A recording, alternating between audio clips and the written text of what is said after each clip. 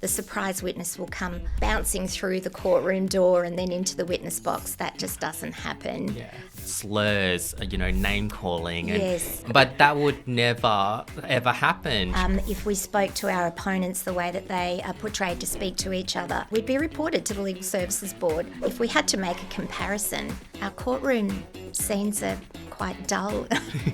On the TV shows, I had to laugh though. They turn up with 5 pieces of paper and they're running a 3-week murder trial. We would turn up with trolley loads. Yeah, the way that they conduct themselves in court is inspired by these TV shows and these American movies. Yes, absolutely. In fact, I did see one did ask the judge if he could approach the bench. And she was furious. It was a flat out no. You stand behind the bar table. So hi everyone, I'm Balno, Principal Lawyer at Aitken Partners. And hello, I'm Susan Ilias, also Principal Lawyer at Aitken Partners. And over the many years in the legal career, we've had many different cases, interacted with multiple different clients, and there are always a common misconception about the law. And we want to take time to demyth that. Demyth that indeed, Bal. What area of law have you practiced in? Do you want to tell the listeners your main area of practice? Predominantly property litigation, migration law, and as the office would know me, a bit of a jack of all trades. Yes, so my main area of law is family law. So in this episode, we are here to talk about TV shows compared to the reality, and certainly the reality in Australian courtrooms. So, Bao, when you think of lawyers, or do you think when people think of lawyers, they think about Harvey Specter in suits, looking fabulous in his amazing suits, strutting around the courtroom, interjecting, cutting people off when they're giving their evidence? It's certainly, the reality is quite different in Australia especially. Definitely, Susan. But I must admit, Harvey Specter has inspired a lot of my outfits through the decades. He's always looking sharp. He did look sharp. One thing I would say is that he definitely does not inspire the way that I conduct my matters and the attitude that I have when it comes to dealing with my clients or dealing with other lawyers especially. Of course. But I guess what we're trying to achieve is that there is that sort of myth that a lot of law students perceive as sort of the reasons why they want to go to law school and become a lawyer, isn't it, Susan? Yes, absolutely. The other myth too is I think that our clients also expect that level of aggression and talking over the top of your opponent, for example.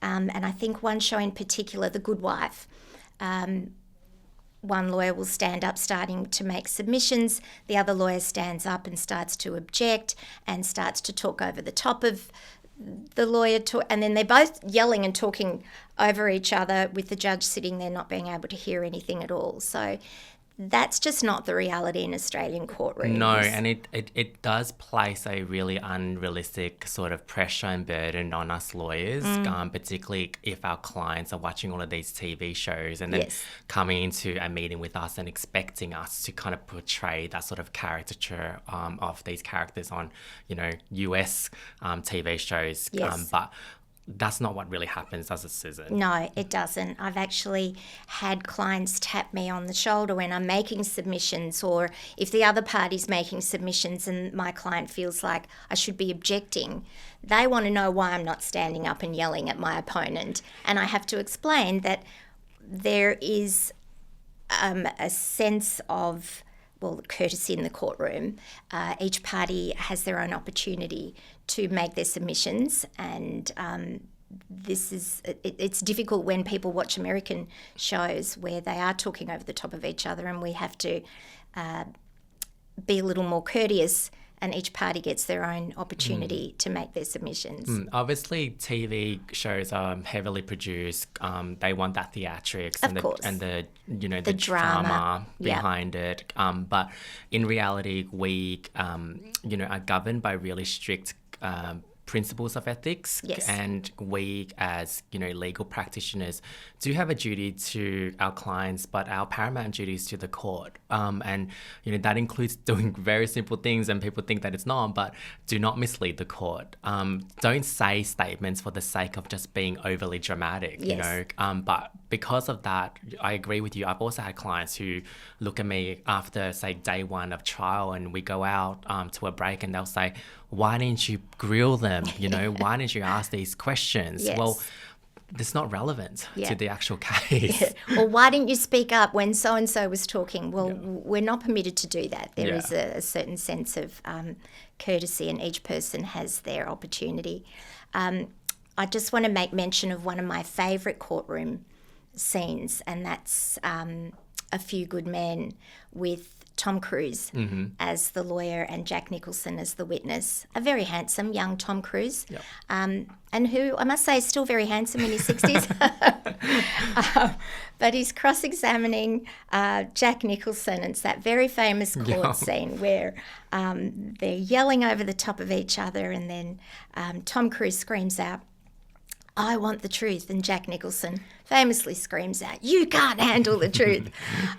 If only it was that dramatic and that significant in our courtrooms, but it's not. No, because definitely you cannot be badgering the witness. No, and the witness cannot be yelling back as well. Yeah. Well, one of my favourites is probably that scene in Legally Blonde when Elle Woods is conducting that trial, that murder trial, I would say, and she's got that witness in the witness box, and she's leading evidence, and they start talking about her hair, and I find that so amusing because in reality we don't actually get to surprise our witnesses. No surprise witnesses, and the kind of evidence that you want to lead are kind of prepared, and the other side, your opponents, have an opportunity to know well in advance before the trial date what sort of questioning you intend to ask these witnesses. Isn't that right, Susan? Of course. It's a matter of procedural fairness. There are no surprise witnesses, no surprise evidence that we can just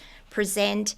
Often in the courtroom dramas on TV, the surprise witness will come bouncing through the courtroom door and then into the witness box. That just doesn't happen.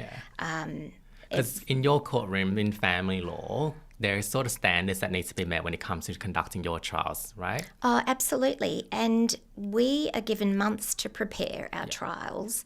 And we have a hearing prior to the trial where the judge wants to know how many witnesses there are. We have strict timetables for filing our material. So by the time the trial arrives, everybody is aware of everybody else's evidence and what's going to be presented to the court. So it's very different. No surprises. No surprise witnesses. In civil and commercial litigation as well, like, you and your opponents are supposed to negotiate and discuss how long or how lengthy your trial dates are going to look like. And you then get that fixed in. And if there are supposed to be, surprise witnesses, that can actually jeopardize the trial. And then, it's a waste of the court's resources, but also more time and money for your client as well. Absolutely. But I will say there isn't a real life instance where I've actually managed to pull, I wouldn't say a surprise witness, but I had a guardianship in VCAT a couple of years ago where the other side, she was self-represented and she just wanted to obtain a guardianship order over her mother, who at that stage was in a nursing home. And she made submissions to the senior member in the tribunal to say that her mother can't attend. She's in a nursing home. But little did she know, her other siblings, who were my clients, they had gone to the nursing home, told the nursing home that they were just there to take her mum out for a bit of a stroll, but that stroll actually led into the courtrooms of the tribunal. So that's probably the only time where I've seen a member allowed for that, because it was important to hear from the individual herself what her wishes were, and ultimately she told the member that she didn't want this woman to have guardianship over her. And that was obviously very important for that matter, but certainly in any other jurisdiction, that just wouldn't happen. Well, no, it definitely would not fly, because then, you could probably have the hearing actually vacated or adjourned off, and then costs being ordered against you because you pretty much have just wasted the party's time. Yeah. Exactly. The other thing I also wanted to bring up too, Bao, is the way that the courtroom scenes are portrayed on TV, where and we keep referring to the American TV shows because we are heavily influenced in Australia by American culture and their TV shows. But where the legal practitioners are permitted to walk around the courtroom, they approach the witness, they even ask for permission to approach the bench and talk to the judge. that just doesn't happen here. No. Our feet are firmly planted on the floor behind the bar table. Yeah, and usually addressing the juries in a lot of cases is not that lengthy as well. No, and we can't approach the jury. We're still standing behind the bar table. So if we had to make a comparison, our courtroom scenes are quite dull and boring. Yeah, there will be instances where our courtrooms have something spicy or juicy, but that's not contentious because, like I've said before, the materials have already been put forward to the court and to the other side, so they know exactly what we're going to be asking. Yes, right? Exactly. But there's that misconceptions about the theatrics and the drama behind a courtroom scene, and yes, you're right. We are heavily influenced by American TV shows. More so from the perspective of, say, a client or somebody who has no experience in the courtroom. Yes. That would think that that's predominantly how our cases are conducted. Yes. But, a lot of the times it's really not like that. And that's kind of the myth that we're trying to bust is that reality versus, TV reality. Yeah, it's very different. The other show that I wanted to bring up was a fairly new one, All's Fair. Oh, I've seen that. Yes. What did you think of that, Susan? I had to laugh because there was a scene, they're family lawyers, Yep. so I can relate to that, but there was a scene where Kim Kardashian, as her character as a family lawyer, is driving her amazing Bentley convertible. Yeah. She arrives home in this amazing mansion. Her butler greets her at the door. She walks past her kitchen where all the chefs are cooking her meal. And I thought, well, that's interesting because the reality, well, for me, yes, I have a convertible, but it's 30 years old. And when I'm entering home, it's an apartment rather than a huge mansion. So that portrayal, well, maybe they earn more in...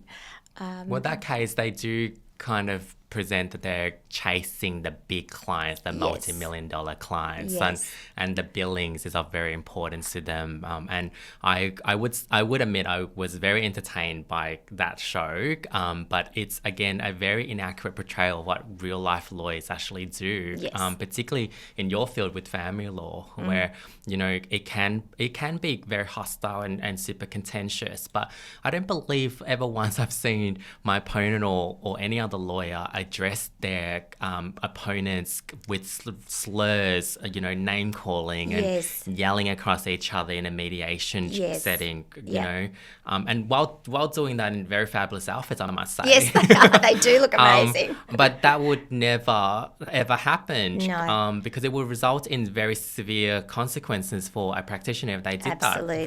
Absolutely. If we spoke to our opponents the way that they are portrayed to speak to each other, we'd be reported to the Legal Services Board, and rightly so, I think. I mean, there has to be a level of professionalism. As much as you want to fight and for your client and really push their case and win, of course, that's the objective, it's still a matter of remaining professional, and the slurs and the language that they use towards each other just wouldn't happen here. And if it did, as you said, there'd be serious consequences if we did that. So there's another difference and another myth that we want to bust. Yeah. I mean, it would be great to have your own chef when you just come home for a very busy week of trial. Love that, yes. But that's just not the reality of it. And I guess we want to just say to future lawyers out there and the law students who are starting the law, it's not as glamorous as these TV show presented to be. It's highly rewarding. It is. And there are moments that it can be glamorous when you're in the office and there's a special event that might take place after work. But majority of the time, it's really long hours. It is hard, and there's a lot of preparation that goes into it, right? And that's the key, preparation. So again, no surprise witnesses, no surprise evidence coming up. It's all about preparation. And there are rules and practice procedures that we have to follow. So it is rewarding. It's hard work. The way that it's portrayed on the TV shows, I had to laugh though. They turn up with 5 pieces of paper and they're running a 3-week murder trial. Before COVID, of course, when the law was still very heavy paper focused, we would turn up with trolley loads of documents. But since COVID, of course, that's changed where it's more paperless. Yeah, but even then, you have a bundle of documents that both sides need to agree on and send that to the court. That's right. If it was like a couple of weeks trial, I would imagine that to be like 10,000 plus pages on a single bundle PDF document. So, it makes, I guess, it glamorizes the profession in a sense that it kind of somewhat undermines the amount of work that goes into being a trial advocate and a trial lawyer. And I think that's something you and I have spoken about. We want to break that myth so people can see that actually it takes many, many months of preparation. It does. It takes months of preparation. And there are strict guidelines with filing, as I said, especially for family law matters. So, yeah, that's it. That's another myth that, you can turn up just from one day to the next and run a trial, but that's just not the reality. That takes a lot of preparation. And do you feel that sometimes with self-represented individuals who choose or cannot afford legal representation, the way that they conduct themselves in court is inspired by these TV shows and these American movies? Yes, absolutely. In fact, I did see one self-represented litigant in a family law matter who did ask the judge if he could approach the bench.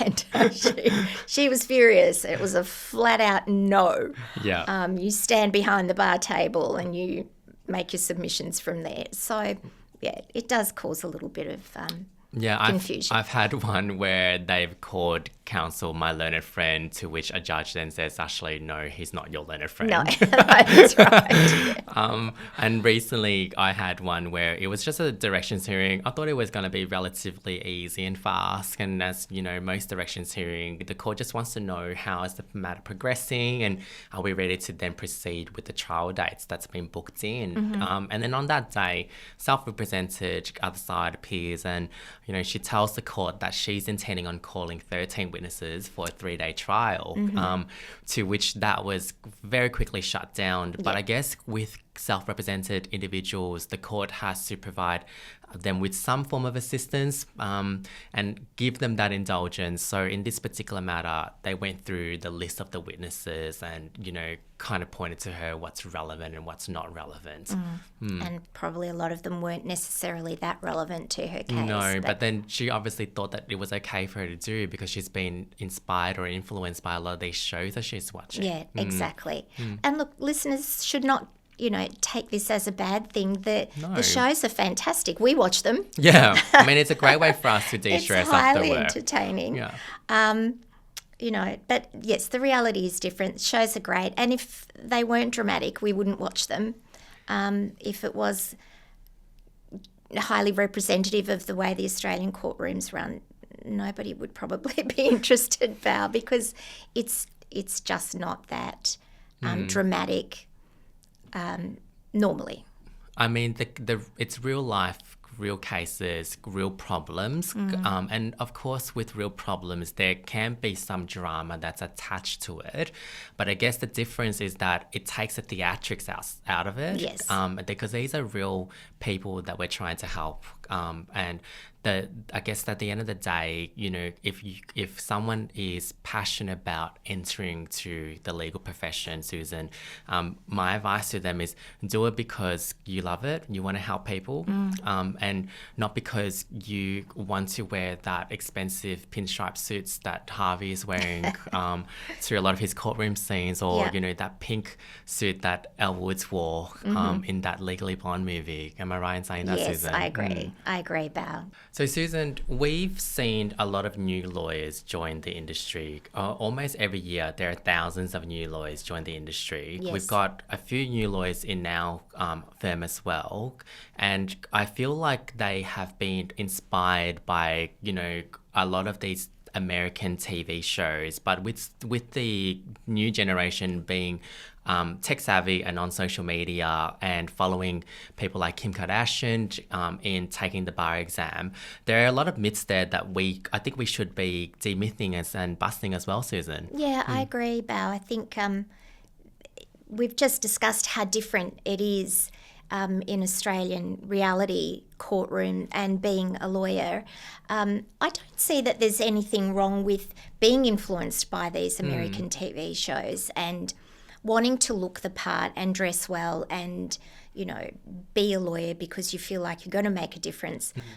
So some observations I've made is they don't really see the behind the scenes, the long hours, the briefs they need to compile, the paperwork and the documents. And, you know, it's great that you can come to the office feeling motivated, feeling inspired by a lot of these fictional characters that you see on these TV screens. But the one thing that they will need to eventually come to grips with is the reality. And the reality is, if you have a case that's high intense, it requires a lot of paperwork, you will be bogged down at a desk in an office doing the long hours, and you're going to go home exhausted and tired. And that's the thing, these TV shows don't show what happens once a case is over, or, you know, how someone feels when they're preparing for a lengthy trial. And Susan, you've had lengthy trials. You can talk to that. Family law trials can, you know, be from 5 days to 10 days. There's a lot of preparation that goes into it. And then at the same time, we have to keep our clients measured and calm. And I think the TV shows don't really show that. You've got to assist your clients all the way through this. So not that we're counsellors, but you do have to manage their emotions, because family law is very emotional. And you're talking about people's children and where they're going to live or spend time with the other parent, the division of property. So there are a lot of things that are really, you know, high stakes here for our clients. And I think that's what the TV shows don't tend to show. And the junior lawyers that do come out of law school don't realise that there is that pressure and that expectation for you to manage your clients and manage them well and help them along the way. It's a long time for clients. And I guess with cases, yes, it can be litigious, but we also have a duty to try to help mediate and settle matters where it can be settled. And not everything needs to go to a full-blown trial. Well, no, right, that's Susan? right. No, that's right. In fact, in family law now, we're obliged to have mediation for property matters.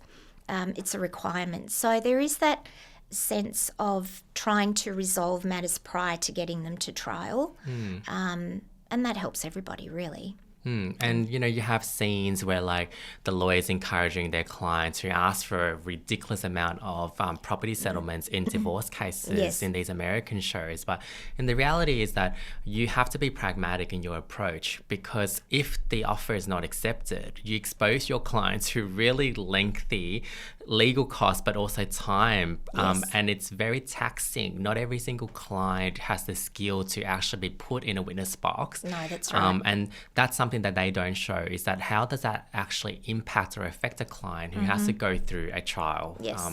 Yeah, that's a very good point, because it is very stressful. Although some of the courtroom scenes, the dramatic scenes in the TV shows where they do have clients in the witness box, I think sometimes they do portray that level of stress that does happen in reality.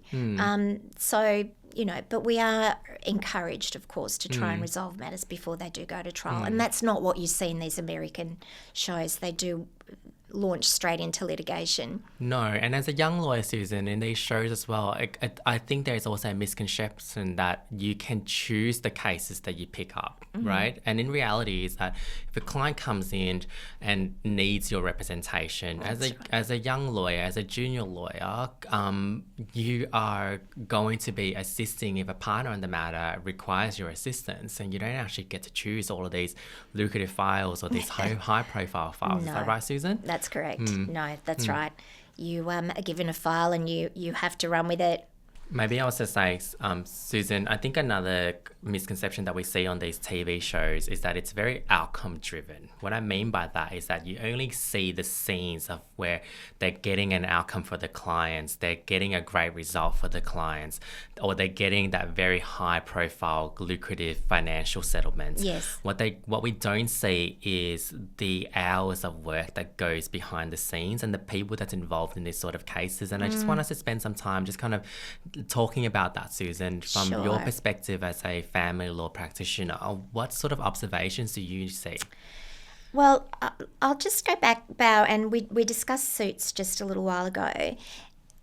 We often see Harvey Specter at the end of the day, it's late, but he's in his office, amazing corner office, having a scotch or a bourbon, and that, for most people, for most lawyers, is not the reality. At the end of the day, we're still in the office, bogged down in work, preparing, whether it be preparing for the next day or for a mediation or a trial. So I've been doing this now for 25 years, and I find that my hours actually have become longer in that, we start work early in the morning and we're still there at night, late at night, or if we are working from home, we're still working at night, and it's very different to what how they're portrayed in TV shows. What's your experience about? How do you feel about the hours that you have to put in? I do think that if there was a trial, then the preparation is needed, and you do have to put in the hours to prepare the best case for your client in order to make it trial ready, and that will involve, reviewing documents over and over again to get it right, maybe going through affidavit materials that's previously been filed to see if there's anything in there that we could pick up on, or simple thing, case research. Cases, they take ages to read, and that's, and you don't just read it one time, you read it multiple times and try to understand if there's something in there that you can pick out to help advance your client's case. And that generally does take a lot of hours. But there's also one element that a lot of people don't talk about, is that's navigating our work aspect of a case, but after a case we still need to go home, and a lot of our colleagues and friends have families and partners and children that they need to look after as well. And we speak to our colleagues and our friends and trying to navigate that. It's something that a lot of these shows don't actually show. They don't show what it's like for you to have to come home and cook your own dinner, or cook your dinner for your spouse, or put your children to bed, or take the simple thing, take your dog out for a walk. Take your dog for a walk, that's right. Yeah. So Susan, do you want to talk about that? Well, yes, they don't portray that at all. But I mean, how boring would that be, Belle, really, if we were watching people just taking their dog for a walk, as much as I love doing that myself. But I think also for young lawyers coming into the profession, what they don't realise is just the work that has to be done, which is not very exciting and not very interesting. And I'll give you an example. In family law, if we're talking about financial disclosure in a property settlement, we have our graduates or our young lawyers looking through all of the financial disclosure. And that can mean hours and hours of looking through bank statements, to see if there is anything in there that we need to address, whether there have been money transfers that haven't been disclosed by the other side. So I think the reality is that you do get a lot of work that has to be done that isn't overly exciting, but is absolutely necessary. Yeah, and one thing I will say is that as your career progresses, things that would have taken you a really long time when you're freshly out of law school will actually be much quicker because of the experience that you've built. Yes. You know exactly what you're actually looking for now, and you're not really bogged down trying to make sense of what's on the documents, and you know the cases that you want to read, and you know where to go, and you know the people to talk to if you're ever stuck. So it does get easier and it does get better, but like you said, that's the boring part of the law, and a lot of these TV shows don't actually show that. No, they don't. But it is very rewarding. It's not as theatrical, but we love the TV series anyway. But we just wanted to bust some of those myths and hope that people have enjoyed our comparisons between the American TV shows and Australian reality.